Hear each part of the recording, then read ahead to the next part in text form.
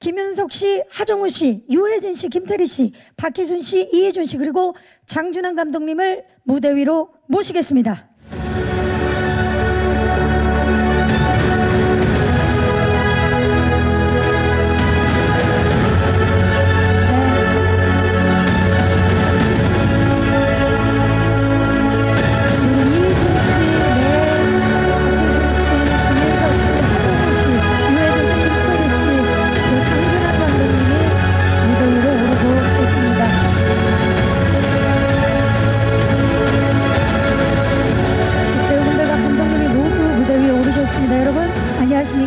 네, 자리해 주시기 바랍니다. 뒤에 마이크가 있습니다. 자, 우리 이희준 씨부터 오늘 정말 많이들 와주셨는데 인사 말씀 부탁드릴게요. 네, 1987에서 사회부 윤 기자 역을 맡은 이희준입니다. 안녕하십니까, 기자 여러분. 네, 같은 기자 역할의 동료입니다.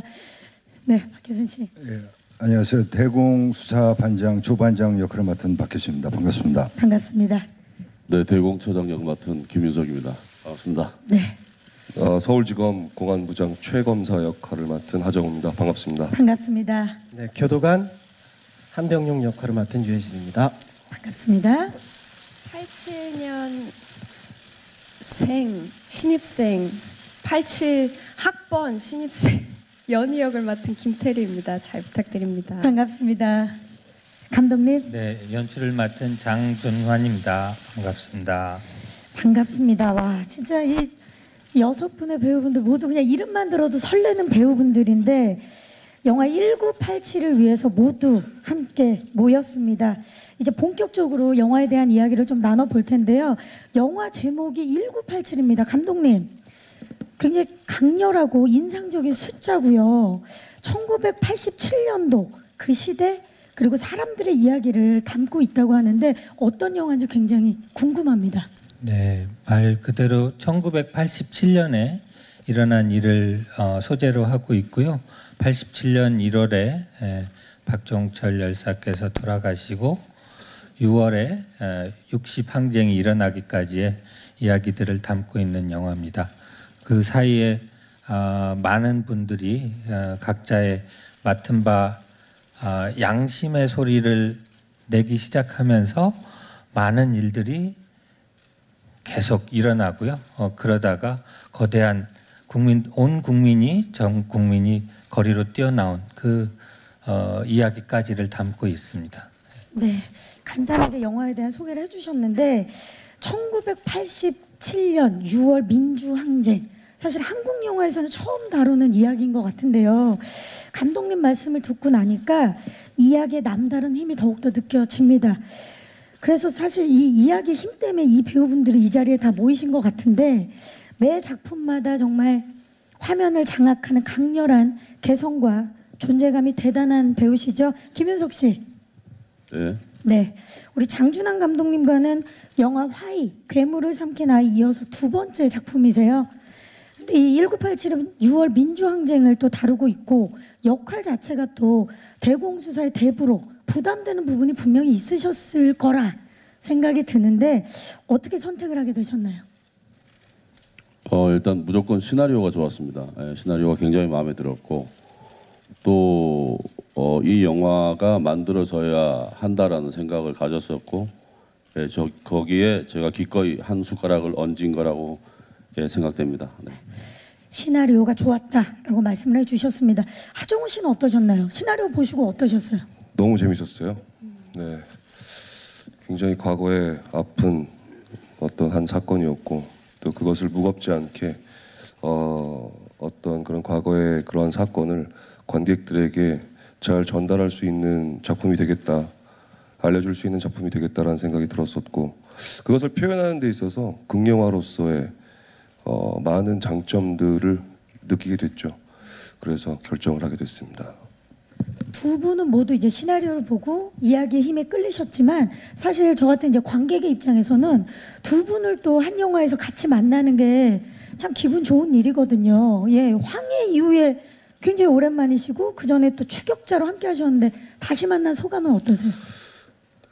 세 번째는 좀 같은 편에 서서 뭔가를 해결하고 좀 윤석이 형 뒤를 좀 따라가고 싶었는데 똑같이 면가와 군함의 대결 구도처럼 이 영화 안에서도 그런 반대 진영에서 서서 이렇게 출연하게 돼서 좀 개인적으로는 좀 다음엔 커플로 한번.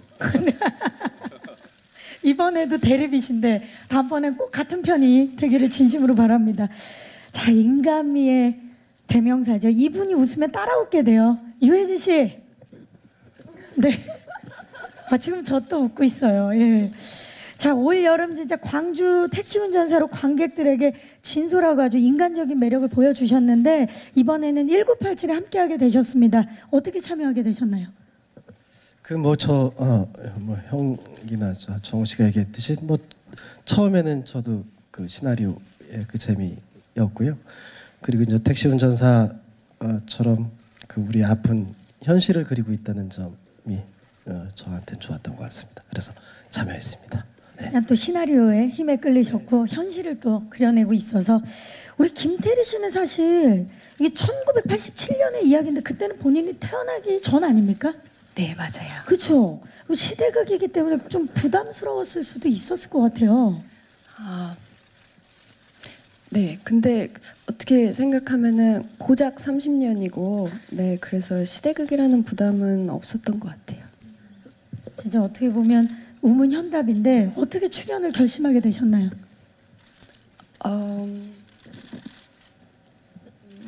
시나리오가 좋았어요. 되게 흡입력 있게 읽었고, 이게 저 혼자만의 에너지를 쏟아야 하는 게 아니라 저는 그런 게 좋았던 게 이렇게 계속 인물들이 에너지를 더하고 더해서 굴러가는 그런 영화였거든요. 그래서 저 혼자 힘쓰지 않아도 그 힘을 어떻게 잘 받아서 나도 다음으로 넘길 수 있을까 하는 부담이 있었지. 네, 영화 시나리오 자체가 너무 좋았기 때문에 네, 그렇습니다. 그 인물들의 에너지가 계속 합해지면서 정말 큰 에너지가 나왔다라는 얘기 같아요. 예, 감사합니다. 자, 우리 박희순 씨, 제가 알기로는 우리 장준환 감독님과 인연이 남다른 걸로 알고 있습니다. 맞습니까? 두 분 굉장히 오래된 친구이신 걸로 알고 있는데. 네, 맞습니다. 네, 이번에 어떻게 작품 함께하게 되셨는지 말씀 좀 해주시죠. 예, 지금 앞에 계신 배우분들은 그 작품이 좋아서 선택을 했다고 시나리오도 하는데, 좋았고, 예. 저는 작품 선택하는 데 있어서 학연, 지연, 혈연 뭐 이런 것들을 많이 따집니다. 정말 의외의 대답을 예. 상상도 못했는데, 예. 그래서 장준환 감독과는 첫 단편을 같이 했었습니다. 2001 이매진이라는 작품을 했었는데 그때 이후로 친구가 돼서 한 20년 지기 친구인데 역시 학연, 지연, 혈연과 관계가 있는 그런 관계였죠. 그래서 선택하게 됐습니다. 말씀을 이렇게 하시지만 우리 박희순 씨가 얼마나 그 관계를 중요하게 생각하시는지가 느껴지는 대답이었습니다. 예, 또 인간관계가 또 워낙 좋으시잖아요. 우리 이희준 씨, 네. 시나리오 딱 처음 보셨을 때 어떠셨어요? 저는 재밌게 봤는데 1987년도에 무슨 일이 있었는지 정확하게 몰랐어요. 초등학생 때였죠? 네, 초등학교 1학년 때여서. 근데 그래서 뭐 당장 유튜브에 1987을 쳐봤어요. 그때 9시 뉴스랑 그때 있었던 일들 뭐 여러 가지 다큐멘터리들을 보면서 깜짝 놀랐어요. 내가 전혀 모르고 있었구나. 그러면서 너무 이 작품을 함께 하고 싶다라는 생각이 들어서 참여하게 됐죠. 저도 이제 그 같은 시기에 네. 초등학생이었는데 정말 생각지도 못했던 일들이라 많이 놀라셨을 거란 생각이 들어요. 네. 예. 그때는 그냥 그 체류탄 냄새와 너무 그게 싫고 학교 갔다 오는 길에 그런 것만 기억나는데 알고 보니까 너무 당황스러웠어요. 예. 그래서 또 그 자료들을 찾아보고 더욱더 참여를 하겠다는 마음을 가지신 것 같아요. 자, 모두가 시나리오의 힘 그리고 이야기의 힘을 느끼셨다는 말씀을 해주셨고요. 1987년 한 사람이 죽고 모든 것이 변하기 시작한 이 1987년의 이야기에 주목을 하고 있는데요. 어제 김윤석 씨, 네. 네, 그동안 사실 지금 대사가 계속 이렇게 그래서 지금 네 하시니까 제가 지금 깜짝 놀랐는데 그동안 타짜, 추격자, 황해, 해무, 화의, 괴물을 삼킨 아이, 남한산성까지 진짜 매 작품마다 화면을 장악하는 강렬한 카리스마를 갖고 계시는데 이번 박처장도 엄청납니다. 영상을 보는 관객들이 약간 숨이 막히겠다라는 생각이 들 정도인데 박처장 캐릭터 연기하시면서 어떤 점에 중점 두셨나요? 아무래도 이제 시나리오에서 이제 등장인물 캐릭터를 만들어내는 게 이제 그 시대의 어떤 그 대표적인 어떤 인물, 예를 들어서 뭐 대공의 이미지를 극명하게 드러낼 수 있는 인물을 연기를 해야 되죠. 예. 이 인물을 통해서 이제 얼마나 권력과 어떤 그런 것들이 강렬하게 사람들을 이렇게 제어하고 있었는지 같은 걸 보여주기 위함인데, 그래서 이제 뭐 황해의 면가나 뭐 타짜의 아귀 같은 경우는 굉장히 그 자유로운 캐릭터고 뭐 거의 무정부주의자에 가까운 그런 악인이었다면, 이 대공 박처원이라는 사람은 실존 인물이었고, 또 이 자체가 이 사람이 하나의 이념이 되어서 또 오랜 시간 동안 또 많은 것들을 또 억누르는 자기 스스로의 인생마저 억누르는 어떤 그런 것들을 등에 업고 이제 표현을 해야 되는 부분이 있기 때문에, 그래서 사실 자료 조사 많이 했습니다. 이북 출신이 또 호롤 단신으로 이남으로 와서 또 일제 시대를 거치면서 이제 현재까지 와서 이 경찰 강부에서 대공처장에 오르기까지의 이 사람의 신념 같은 것들, 이런 것들이 또 참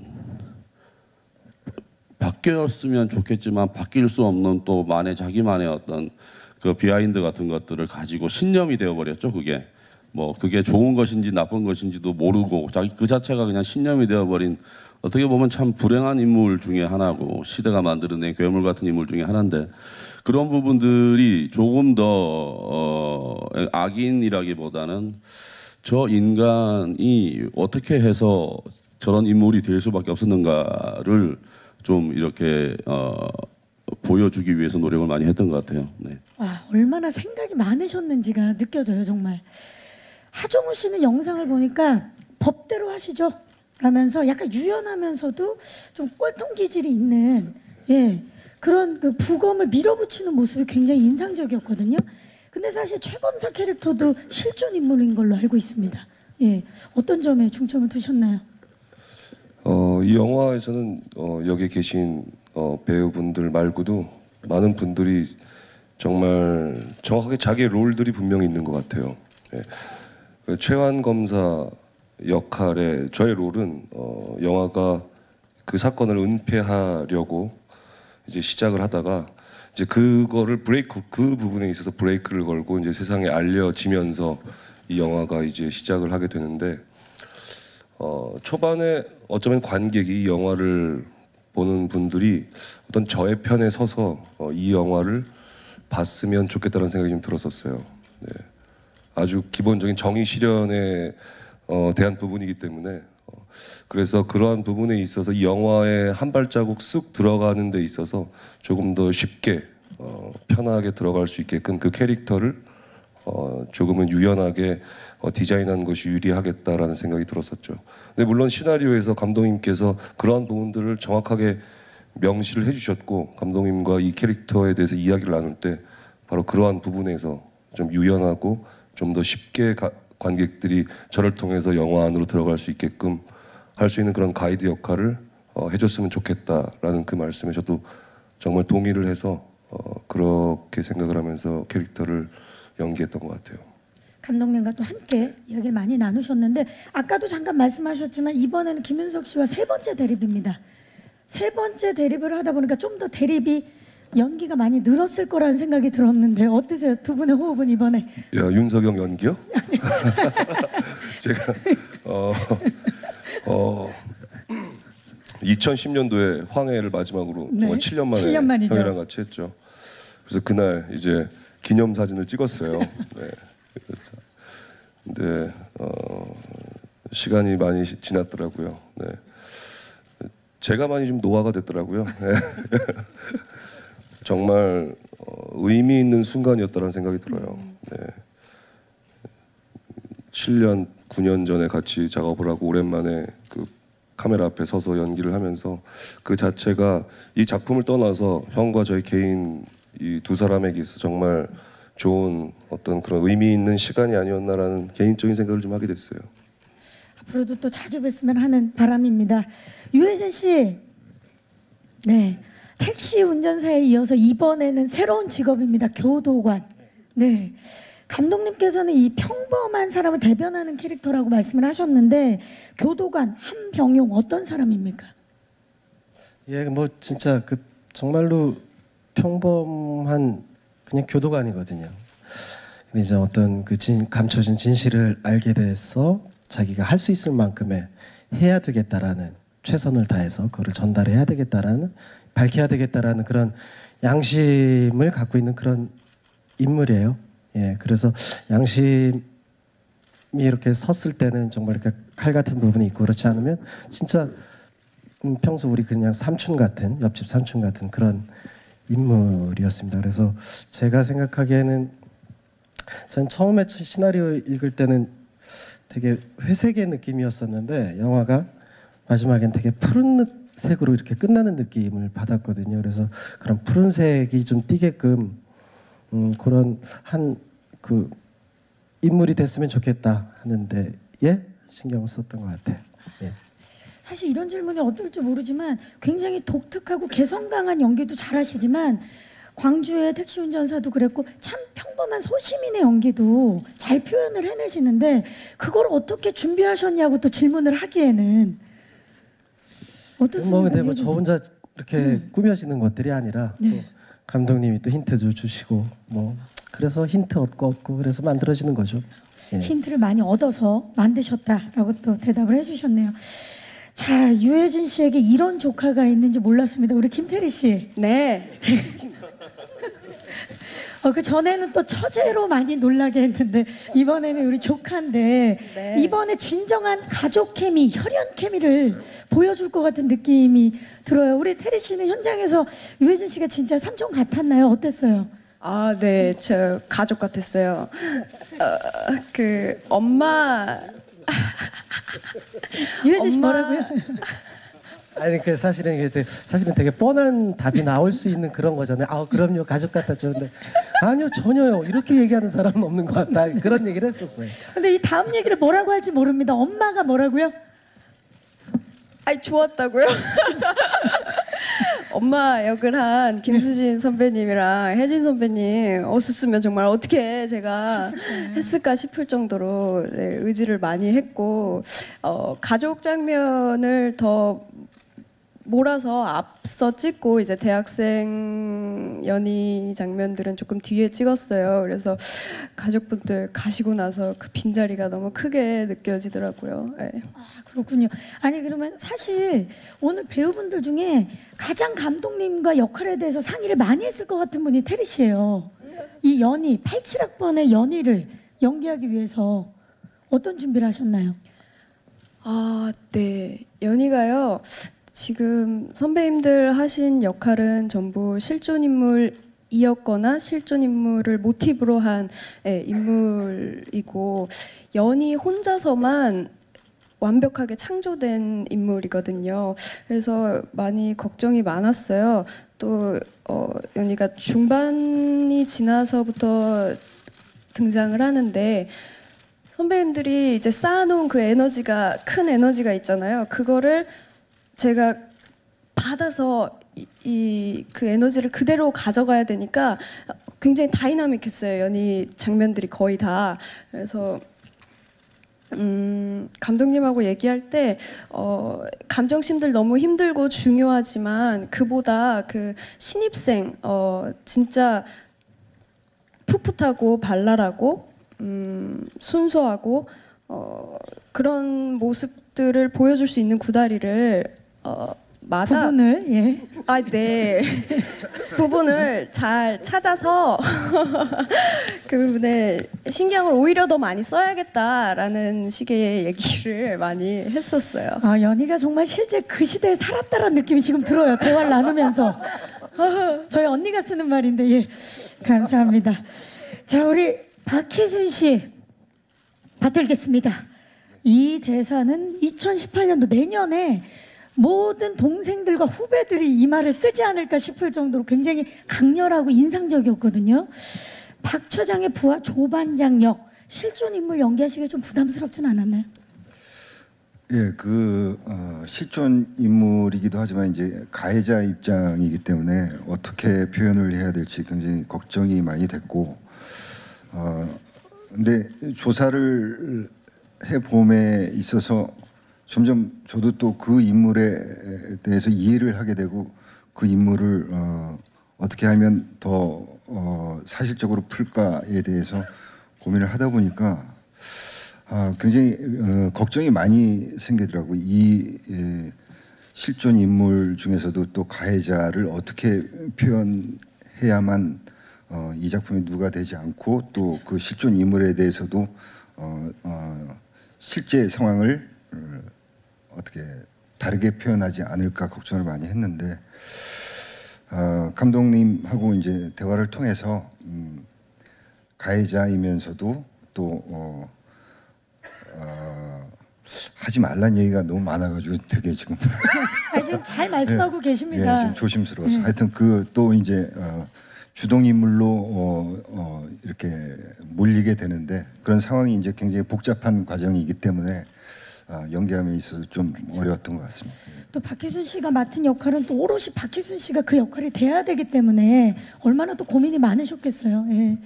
우리 이희준 씨는 이제 이 앞에 계시는 기자님들이 남처럼 느껴지지가 않을 것 같아요. 네, 네. 예. 네. 이번에 발로 뛰는 네. 기자 역할을 맡으셨는데 준비를 많이 하신 걸로 알고 있어요. 예. 근데 저도 뭐 그런 부담이 있었죠. 실제 그 기자분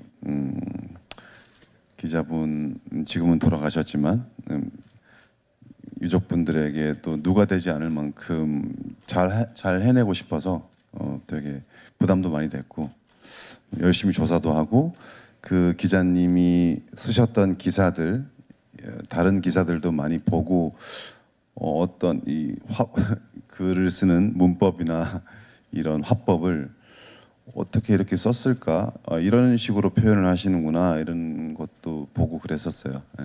그럼 오늘 나오는 기사도 다 읽겠네요. 네, 알겠습니다. 영화가 끝났으니까. 영화가 끝났으니까 감독님 감사합니다. 예. 자, 좋습니다. 그 실화를 바탕으로 실존 인물들을 연기하기 위해서 배우분들이 또 각자의 캐릭터 연구와 준비가 얼마나 많았는지가 짧은 대답에서도 다 느껴졌고요. 그만큼 배우분들이 또 이 작품에 대한 믿음이 얼마나 컸는지도 느껴졌습니다. 그럼 이쯤에서요. 1987 그 뜨거웠던 촬영 현장을 볼 수 있는 제작기 영상을 준비해봤습니다. 지금 배우분들이 오랜만에 영상을 보시면서 감회가 남다르실 것 같은데 영상 보고 나니까 감독님한테 안 여쭤볼 수가 없겠어요. 감독님 정말 쉽지 않았을 거라는 생각이 영상을 보니까 더더욱 듭니다. 지금 1987년 1월부터 6월까지 그 뜨거웠던 그의 이야기를 한 편의 영화에 다 담으셔서 인물도 굉장히 많거든요. 어떠셨나요? 근데 보고 나니까 왜 눈물이 나려고 그러지? 뭐 여러 가지 감회가 그쵸. 오는 것 같아요. 예. 배우분들 한 분 한 분이 진짜 다들 잘하시지만 각자의 개성들이 미묘하게 다르게 이 영화 한 편을 하고 나니까 마치 장편 한 7편 한 것 같은 그런 느낌이 들 정도로 뭐 힘든 부분도 있었지만 감독으로서 이런 호사를 언제 누려볼 수 있겠는가. 그리고 하지만 그 모든 것들이 저 때문이 아니라 사실은 이 이야기가 갖고 있는 힘 그리고 같이 해야 될 이야기 이런 거에 같이 동참해 주신 이 배우분들의 고마움이 다시 한번 느껴져서 또 굉장히 뿌듯하고 감사하고 그런 마음이 다시 드는 것 같고요. 네. 예, 한 분 한 분들 진짜 영화를 보시면 아시겠지만 그동안도 많이 놀라셨겠지만 아마 이번 영화 보시면 다시 놀라실 분들이 많이 있을 거라고 저는. 새로운 변신에. 예, 네. 다른 건 뭐 연출을 뭐 제가 스스로 뭐 자랑할 건 없어요. 하지만 우리 영화에서 이 배우분들의 힘은 제가 장담 드릴 수 있을 것 같습니다. 네. 배우분들 입장에서는 참 기분 좋은 얘기가 아닐 수가 없는데 지금 감독님의 얘기를 들어보니 한 명의 주인공이 아닌 모두가 주인공이신 것 같아요, 감독님. 네, 맞습니다. 물론 김윤석 선배님이 맡으신 박 처장이라는 인물을 따라서 이야기가 쭉 흘러가지만 사실은 계속 주인공이 계속 바통 터치를 하면서 계속 이어져 가는 거예요. 계속 새로운 주인공들이 나와서 결국에는 온 국민이 거리로 나와서 국민이 주인공이 되는 이 나라 주인이 누구인가를 보여주는 그런 영화를 만들고 싶었습니다. 네. 굉장히 새로운 형식의 영화가 아닐 수가 없는데 하정우 씨 이런 형식의 영화 작업은 처음이셨을 것 같아요. 어떠셨어요?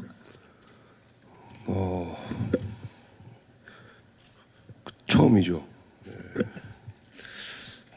뭐 그렇게 영화 촬영할 때 뭐 그렇다고 해서 특별히 뭐 다른 그런 건 없는 것 같아요. 물론 너무나 흥미로웠던 부분이 있었던 것 같아요. 배우로서 정말 너무나 좋은 선배님들과 동료 배우분들하고 작업을 하면서 그 바톤 터치를 하면서 한 축에는 박 처장이라는 인물이 있고 그 인물을 두고 그 반대 진영에서 바톤 터치를 하면서 그걸 이끌어간다라는 이 시나리오 형식 자체가 새로웠던 거죠. 약간 그럼 릴레이 주인공 형식의 네네. 개주 같은 느낌이네요. 바통 터치. 개주, 예 맞습니다. 갑자기 전혀 새로운 틀로 지금 가고 있는데요. 네. 예, 지금 바톤을 또 받고 열심히 뛰셨던 하정우 씨가 말씀을 해주셨는데 그러고 보면 김윤석 씨가 또 처음부터 쭉 주축이 되시는데 배우분들과 그러면 계속 만나셨을 텐데 호흡은 어땠나요? 일단 박기순 씨와 제가 총대를 메고 한 축으로 이제 쭉 끌고 나가면서 네. 이제 좋은 역 맡은 사람들이 이제 왔다가 가고 이제 저희는 악의 축. 살신성인으로 이 영화의 이 등뼈 역할을 하면서 저희가 무지하게 많이 버티고 끝까지 최선을 다해서 저희들이 좋은 배역들을 담아내려고 애를 썼죠. 네. 물론 저희들에게 전혀 호의적이지가 않은 사람들이 왔다 가지만 어쨌든 근데 릴레이라고 바톤 터치라고 얘기하는데 저는 그런 느낌보다는 진짜 쇼트 트랙 같았어요. 그러니까 개주를 하면 터치하고 빠지잖아요. 그게 아니고 계속 돌면서 다시 또 그 사람이 오고 다시 또 주고 계속 영화 끝날 때까지 계속 그렇게 쇼트 트랙 한 5,000m나 한 4,000m 정도 그런 개주로 계속 도는 것 같아요. 그 굉장히 사람들이. 스피디하게. 그렇게 하면서 그 인물들이 영화가 끝날 때까지 안 빠지고 계속 그 라운드에 있었던 것 같아요. 지금 개주 나오고 쇼트트랙 하니까 맞다 하시면서 지금 유해진 씨가 쇼트트랙 하셨는데 혹시 또 다른 종목 생각을 하셨나요? 유해진 씨. 뭐 자전거 릴레이? 자전거 릴레이. 예, 뭐 어쨌든 그 같은 느낌인 것 같아요. 그렇죠. 예, 예. 계속 서클을 그리면서 함께했다라는 의의를 두신 것 같아요. 와, 정말 신선하고 새로운 형식, 새로운 스타일의 영화라 더욱더 기대가 되는 지점입니다. 그리고 보니까 이 자리에 계신 분들 말고 감독님 뭐 설경구 씨, 김은성 씨, 문성구 씨, 김종수 씨, 오달수 씨, 우현 씨, 고창석 씨, 유승목 씨, 조우주 씨 정말 말하기에 다 입 아픈 뭐 어마어마한 분들이 1987 함께 하시는데 이분들을 감독님이 모두 다 섭외하신 게 아니라 먼저 연락을 주신 분들도 많은 걸로 제가 알고 있거든요. 그 얘기를 좀 해주시죠. 네, 진짜 그런 부분에 있어서 이제 너무 이 자리를 빌어서 너무 감사드리는 부분이고요. 김윤석 선배님도 그렇지만 오달수 선배님도 사실 박종철 열사님 고등학교 후배세요. 예, 그래서 뭐 아까 뭐 학연 지연 뭐 이런 얘기도 나왔지만 사실 그냥 학연 지연 이런 거보다는 이 이야기가 담고자 하는, 그리고 본인들이 직접 겪었던 일이기 그렇죠. 때문에 그 기억들을 가지고 이 영화에 기꺼이 작은 부분이라도 참여해 주시겠다 이렇게 말씀을 해주셔서 너무너무 진짜 감사하고 저희한테는 너무 행운이었던 것 같습니다. 네. 이 영화가 계속 진행되면서 이게 진짜 뭔가 87년에 기적과 같은 일이 있었지만 또 하나의 30년 후에 또 작은 기적들이 일어나고 있구나, 이런 생각을 한 적도 있습니다. 네. 그야말로 셀프 캐스팅, 자진 캐스팅으로 모두 배우분들이 한 마음이 되셨던 것 같은데 김윤석 씨는 특히나 이 이북 사투리 처음이시죠? 네, 그렇죠. 예, 연변 사투리는 한 적이 있지만 이북 네. 사투리는 처음인 것 같습니다. 굉장히 준비하시는데, 왜냐면 전혀 살면서 써본 적이 없는 언어기 때문에, 사투리기 때문에 어떠셨나요? 일단 함경도와 평안도를 구분짓는 것이 첫 번째 숙제였어요. 이 사람의 고향이 평안도이기 때문에 사람들이 이제 이북 사투리의 가장 개성 있고 특징적인 부분들은 대부분 다 함경도 사투리더라고요. 그런데 오히려 그런 부분이 아니라 평안도 사투리는 억양을 제외하고는 대부분이 상당히 서울 말에 가깝더라고요. 예, 그런 부분에서 이제 뭐 오마니, 뭐 아바이, 뭐 이런 단어를 쓰지를 않더라고요. 차라리 그런 걸 쓰면 시원할 텐데 그냥 이북말 하는구나. 근데 거기도 그냥 어머니, 뭐 아버지, 예, 그렇게 평안도 출신 분을 만나서 계속 이제 공부를 하고, 예. 또 이 인물이 또 뭐 여기 서울에서 굉장히 오래, 남한에서 오래 살았던 사람이기 때문에 뭐 정제된 것도 있지만 또 그 고향말을 또 유달스럽게 또 잊지 않는 사람이기도 해요. 그래서 뭐 일설에 의하면 이 사람이 화가 나서 말을 할 때는 밑에 부하들이 무슨 얘기를 하는지 몰라서 더 겁이 났다는 얘기도 있을 정도로. 네네네. 근데 놀라운 건 표준말, 사투리, 어떤 말을 쓰셔도 무섭다라는 게 네, 죄송합니다. 저도 모르게 어머니 그래도 어머니 그래도 무섭다라는. 자, 1987이라서 그렇습니다. 그렇습니다. 1987입니다, 여러분.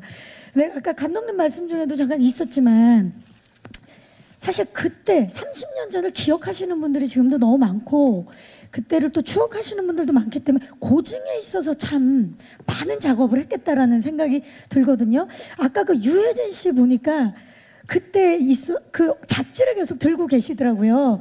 그러면서 그 당시의 잡지들을 또 이야기 나누면서 또 검색도 하시고 그런 모습 봤는데 그런 작업을 또 많이 하셨던 것 같아요. 유혜진 씨. 예, 사실 저희 때는 많이 봤던 잡지들이고, 그렇죠. 예, 그리고 참 많이들 좋아했었던 잡지입니다. 예, 근데 뭐 물론 이 작품 속에서는 상당히 중요한 소품으로 사용이 되고요. 예. 지금 영화상에서 들고 계시는 잡지가 어떤 잡지인 거죠? TV 가이드요. TV 가이드. 예, 뭐 그뿐만이 아니라 이제 그때 당시에는 뭐 건강한 다이제스트도 있었고 뭐 굿모닝 팝스. 예, 아니요, 그거는 좀 약간 이거하고 좀 다른 거고요. 예, 저희 때 이렇게 막 그래서 아까 저 촬영 화면에도 나왔었는데 그런 옛날에 그 TV 가이드와 견줄만한 그런 책들이 쭉 뭐 이렇게 저희가 막 그래서 아이템도 얘기하고 그랬던 장면이거든요. 예, 예. 그러니까 우리 테리 씨도 마이마이를 태어나서 처음 봤다고 아까 말씀을. 네. 저는 듣고 다녔었거든요. 네. 네, 근데 처음 보시니까 귀엽다고 아까 표현을 해주더라고요. 네네. 그 당시 이제 물건들을 보고 어떠셨어요? 아니 마이마이가 너무 좋았을 것 같아요. 심쌤 연희 입장에서는 처음에는 그렇게도 생각을 했었어요.